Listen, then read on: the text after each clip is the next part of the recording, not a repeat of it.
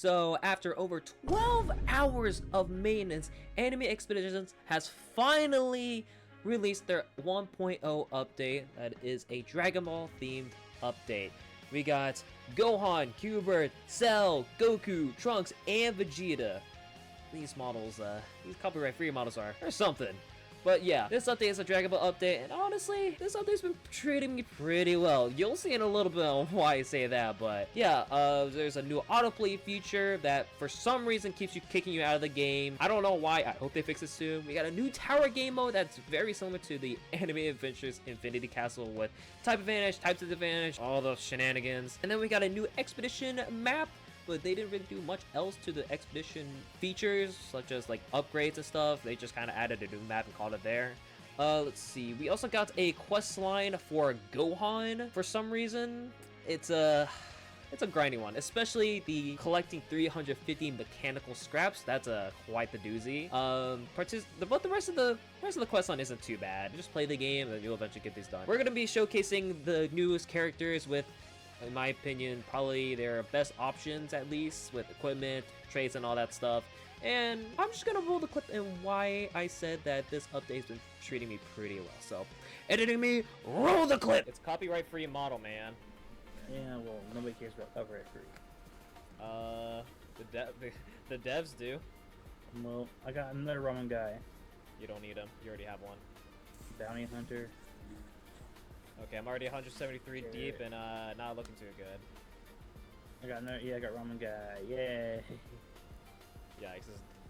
Oh, I got Forsaken. Oh my God! I saw the glow. I thought it was gonna be unbound. Bro, are we real? No. Bro, are we real? Oh, that was pity. That was pity draconic. Yeah. Oh, maybe I gotta play Future Gohan's OST. Play it back to me right now. There it is! I played Gohan's OST and I got it! Let's go! Oh, crap. Oh yeah! That's what I'm talking about, baby! Yeah! Let's go! Okay, so for Cell, I want Forsaken or Primordial? Draconic. No, he doesn't do any DOTs. Primordial! Go. Bro, what is going on right now? What is going on? Yo! Water Princess, she's not good. I was gonna say, like, she's not even showing 911, there's a guy hacking in my Roblox game. I'm weak. Oh, I got another of the hero. Yeah, you don't need more copies of them. For mythics, you do need extra copies. No way! What?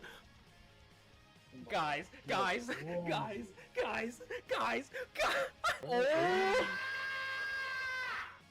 Oh my! Wow. You're a nervous princess. Okay. I just need Forsaken on Goku. Why? Iconic again.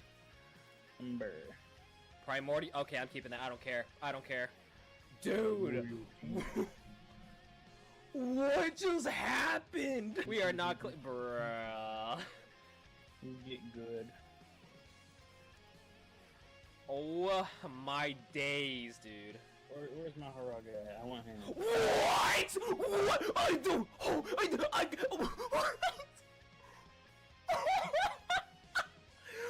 What?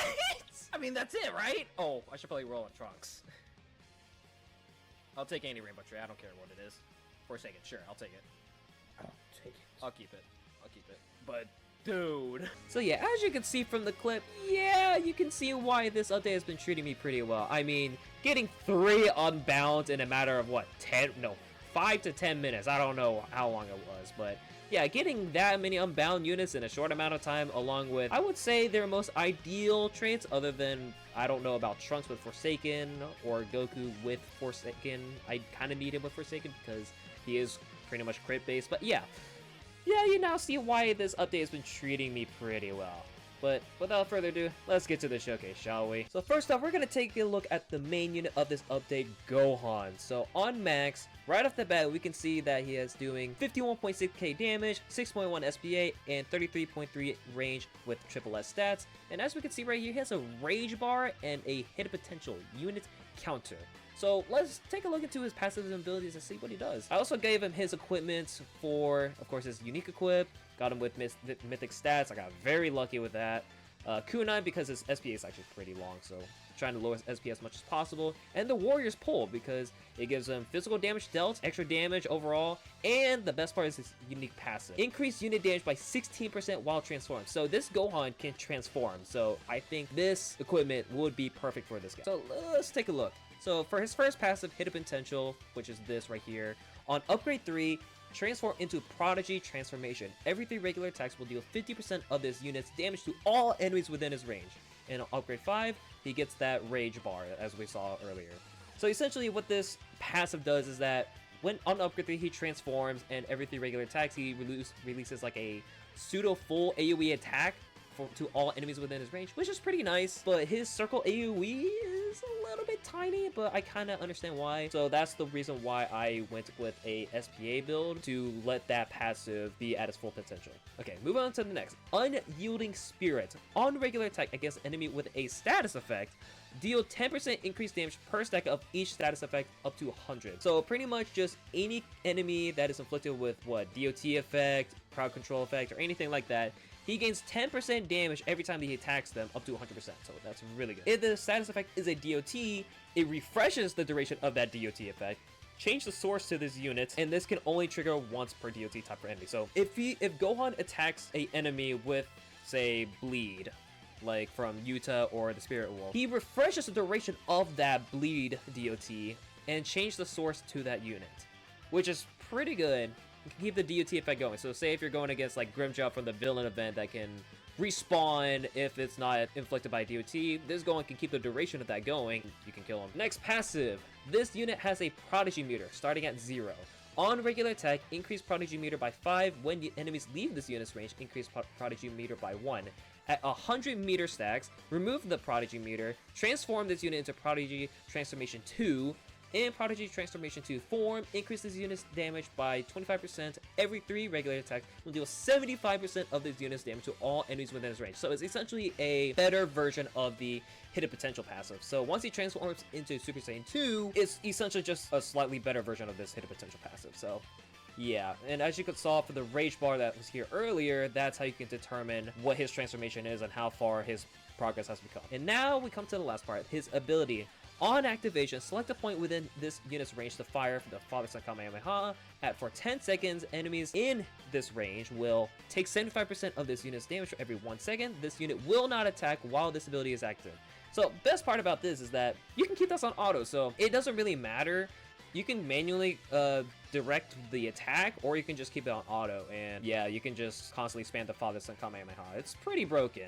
I mean, I can't really show the animation, or else my game will start lagging, so let's not have that happen. But yeah, this Gohan is very, very good. Does he top Dark Mage's DPS? Because Dark Mage DPS, you can just, once he goes into his lightning attack, you can just put his priority to none, and you can just keep his lightning orb just constantly on the go. So I feel like Dark Mage is still better in terms of DPS, but for overall usage, Gohan might be just the best unit in the game. Maybe. I'm not definitively sure yet until the official tier list drops, so yeah. Moving on to the next unit, we have Goku himself. So I got him with Primordial, but I prefer that you probably want to get Forsaken on him because of how crit based he is in his passives and his abilities. So let's get into it. But first off, we got his unique equipment, damage, range, sure, that's the basic stuff. We also gave it the Warrior Pull too because he transforms, so it gets more damage, physical as well, and extra damage in there too. And I also gave him the Kunai because more damage, more SPA. So let's look into his passive. So we obviously got the equipment passive. Battle Instinct. Every 4 non-critical attacks, next regular attack will be guaranteed a critical attack. So yeah, you definitely want to get Forsaken on him to avoid this as much as possible. But it doesn't really matter since every 4 attacks will be a guaranteed crit, so it's up to you. It's up to your preference. But me personally, I do want Forsaken on him. A Limitless Warrior. This unit has a Fighting Spirit starting at 0. On crit, increase fighting spirit by 10 if this unit is debuffed, increase fighting spirit by 20. And at 30 fighting spirit stacks, he transforms into Super Saiyan.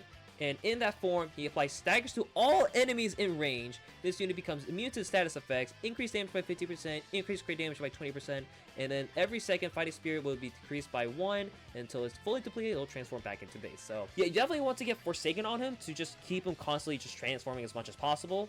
So yeah, you probably want to build this guy very crit based, similar to like Grimjow, for example. So we have his ability next. So what it does is select a unit on the map or position within this unit's range to relocate to for 15 seconds. So it's just instant transmission. On relocate, immediately perform a follow-up attack dealing 125% of this unit's current damage. Trigger the selected unit to perform the same follow-up attack dealing 125% of the selected unit's current damage. So it's similar to Yuta in a way, but it's just on ability instead of having to do it every 3 attacks like Yuta is. And also, increase this unit's damage by 50% for 15 seconds. Yeah, so this character is definitely a unit that you want to build with crit. So Forsaken, Shinigami Sword, or any of the sword like that. Any equipment that can give him more crits will be better for him. So yeah, that's Goku. Let's see. Let's test this instant transmission. So I have it on auto right now. So will it instant transmission him towards Gohan once it procs? It does. So you can just keep those on auto, and it's just Goku will just constantly instant transmission to his original spot to whoever has the strongest DPS in range. So that's pretty nice. So Goku is more of like a utility / support unit, kind of, in a way. But we'll see. We'll see how he goes. All right, moving on to the next. We have Cell here. So Cell is a very weird unit. I can't exactly tell what he's trying to do, but as you can see, he has 0 upgrades. So you definitely want to run him beside another character so he can copy. He copies the damage from the character next to him, or any unit that has the strongest DPS. So let's read his passive. So after this unit scores 50 takedowns in imperfect form, spawns 17 as an enemy boss, 17 health is set to 10,000. Once he's defeated, he transforms into semi-perfect form, and then same with another 50 takedowns when he's in semi-perfect form. He spawns 18 with HP 20,000. Once he kills 18, he turns into perfect form. So in his imperfect form state, he copies 50% base damage of the strongest unit in range and increases the strongest unit in range damage by 10%. So he's a support unit as well. So since I have Gohan placed down right now, so he's copying 50% of Gohan's damage. But also Gohan is getting a 10% support from Cell because of that. So it's very nice. He's a very good support. And then in his semi-perfect form, he inflicts Biogel. And he also unlocks a genetic duplication. Biogel will slow enemies by 60% for 5 seconds and stuns enemies for 3 seconds upon expiry. So will he replace Inumaki? I'm not entirely sure. We're gonna have to do some more testing for determining if Cell might replace Inumaki, but that's only when he's in his semi-perfect state, so it's not happening all the time. And then when in perfect form, he unlocks a Bio Reset. So on takedown of an enemy inflicted by Biogel, he increases range by 0.2% up to 30% and increase the AoE size by 0.4% up to 20%. So whenever he's in his perfect state, he essentially on takedown, he gets all these buffs, which is, it's okay. I can't really see when he transforms. I mean, you can see it right here, but it's kind of hard to determine when he gets those buffs. But I'm pretty sure, like, if you're doing an infinite or longer form content like Race, for example, you can definitely see the difference. So yeah, Cell is more of like a utility / support unit. He gives support to whoever is the strongest enemy in range, like Gohan, for example. And then he also inflicts slow, stun. I feel like this Cell can be pretty good, but we're gonna have to wait to see until more people test it. But for now, he seems like a pretty solid unit. Next is Vegeta. Let's see, he's doing 23.8k damage, 4.7 SPA, and 37 range. His unique equip gives more damage and more range, and we'll go into his passives in a little bit. I also gave him the Warrior Pole, increased unit damage by 60%. It is pretty nice. So even if it's not physical, I say that his equipment passive is still worth running on him. And of course, I gave him the Magic Book. So for his passives and abilities, Prince Pursuit.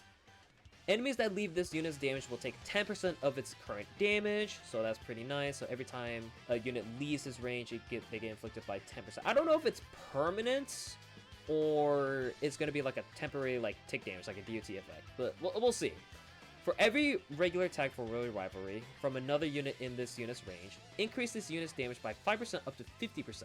Okay. For every critical attack from another unit in this unit's range, increase this unit's critical chance by 10% up to 50%. For every follow-up attack from another unit in this unit's range, increase this unit's critical damage by 10% up to 30%. So Vegeta is a unit that you definitely want to run along with someone that can do a bunch of follow-up attacks. So for example, Kenpachi, Yuta, so any unit that can do follow-up attacks. I think Goku would be the perfect fit for him because he also does a bunch of follow-up attacks with his instant transmission. Okay, his last passive, Awakened Pride. This unit has patience starting at 100. On takedowns within this unit's range, decrease patience by 5. If another unit transforms within this unit's range, instantly empty patience, increase the transform unit's damage by 15%. When patience is empty, transforms into Super Saiyan, increase damage by 50%, crit damage by 35%, and increase crit chance by 20%. So yeah, this Vegeta is definitely a unit you want to run alongside Goku because Goku does all those with ease. So once Goku transforms, he transforms as well and gets all these buffs as well. And then Goku also helps him with this passive as well because he does a bunch of follow-ups and then he also does crit attacks too and regular attacks. So you definitely want to run Vegeta with Goku to get it for his full passive. So let's see. When I place Goku down, so once he transforms, Vegeta should also transform as well with a bunch of abilities and passives. Okay, there we go. Once Goku transformed, Vegeta also transformed as well. And look at his stats, dude. 165% crit damage, 50% crit chance. He can go up to 70% without any equipment buffs, like Shinigami Soul, for example. So this dude can go crazy in damage. Although it's a very small circle AoE, if you can somehow rewind and time stop properly, Vegeta's DPS will surpass all. Like, honestly, Vegeta, you're looking pretty good, man. He can go up to 70% crit chance. I think his crit damage can go even higher too. So yeah, Vegeta's looking really good. He might be like the second best mythic in the game behind Dark Mage. So yeah, pretty lucky. And next and not least, we got Trunks. So let's see. He's a physical as well. 3.5 KA damage, 4.1 SPA, and 33.2 range. But that's with when he's transformed. So yeah, he's looking not too bad. I also gave him Forsaken because he does crits. And I want to give him extra crit damage because he guarantees crits. But we'll go into that in a moment. So for his passive, Precision Slash. So every 4 attacks inflicts enemies with the drink mark. Nice. For 15 seconds, and this mark will increase all follow-up attack by 25% and apply a physical weakness at 10%. So he's essentially a physical supporter. He's not like a buffer like the hero. He just inflicts the enemies with that mark to give all units more follow-up damage and apply physical weakness at 10%. So that's very nice. That's very nice. Quick Assist.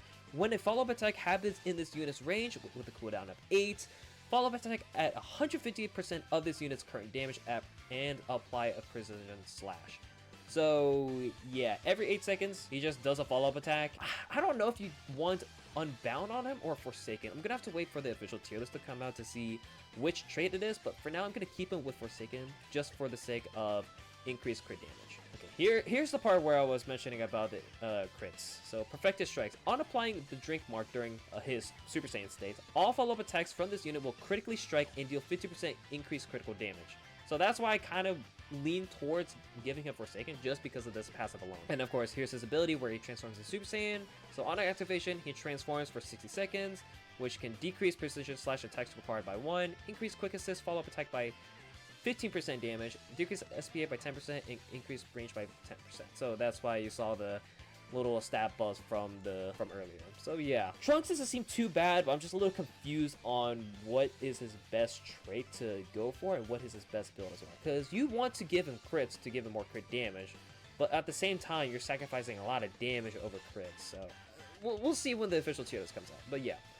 All these units are looking pretty solid. I would say the weakest one is probably Goku because he's more of like a build-off or a setup for other units like Vegeta, Cell, Gohan. Yeah, he's just kind of like a build-up character for the other units. So yeah, that's gonna be it for this video. They all seem pretty good. I enjoyed this update even though I managed to finish it in like 3 hours or so. And yeah, that's it. See ya.